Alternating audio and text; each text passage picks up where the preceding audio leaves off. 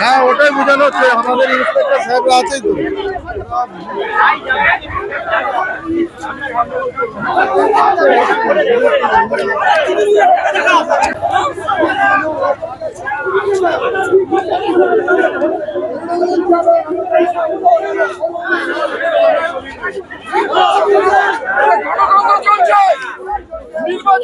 আপনাদের এখান থেকে 144 ধারা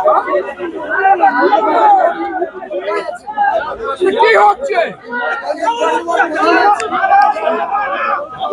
কি হচ্ছে এগুলো?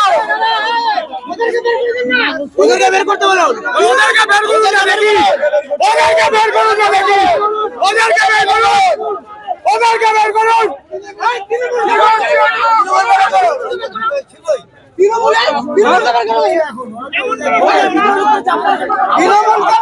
তৃণমূলকে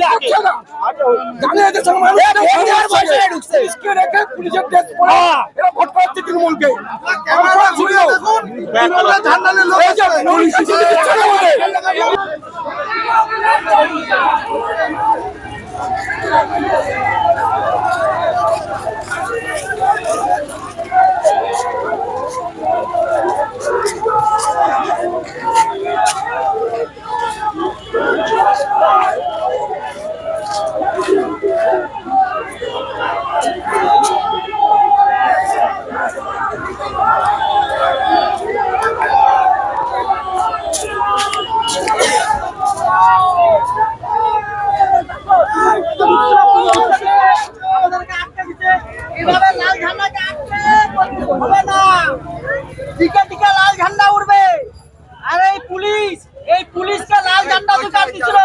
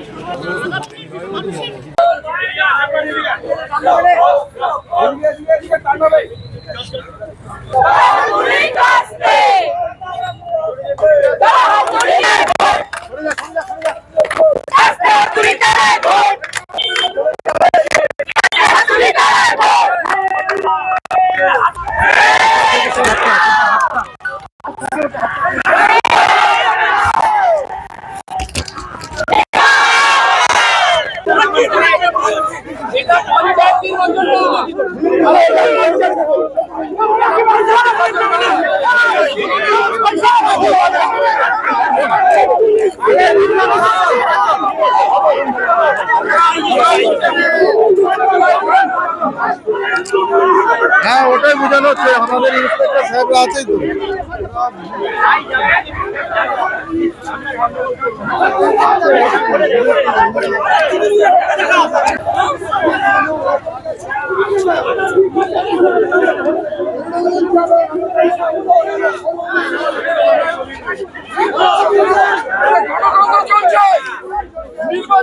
আপনাদের এখান থেকে 144 ধারা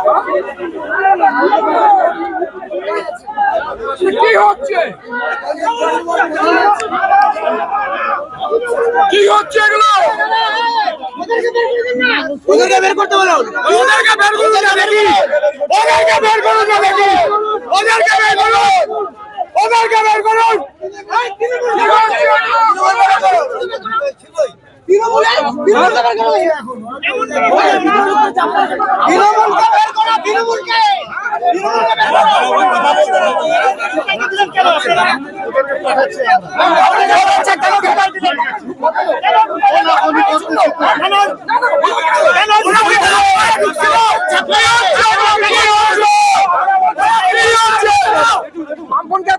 ওদেরকে কেন এত ঢুকানো হলো?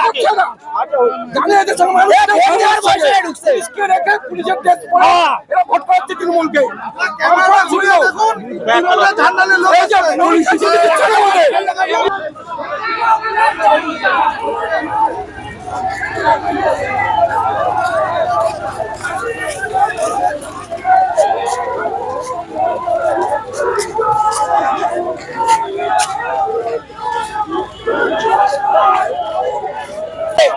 এখানে আমাদের মিছিল আটকানোর চেষ্টা করতেছে, আর ওখানে তৃণমূলকে ঢুকিয়ে রেখেছে।